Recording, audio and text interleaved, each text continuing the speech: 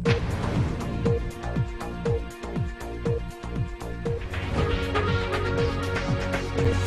वालेकुम, welcome to my channel. आपकी host सबा मलिक। खबर शामिल करते हैं कराची से।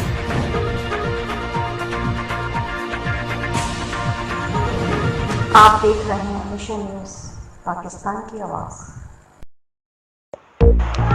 कराची कायदाबाद बंगाली पाड़े से 25 फरवरी को अगवा होने वाली बच्ची बाजियाब।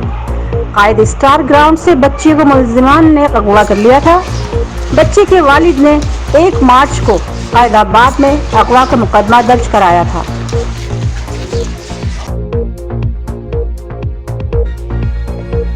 मुसलसल बच्ची की तलाश में छापों का सिलसिला जारी था।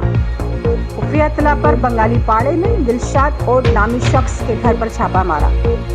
मुगवी बच्ची बाजियाब, मुबीना अगवाकार दिलशाद और गिरफ्तार।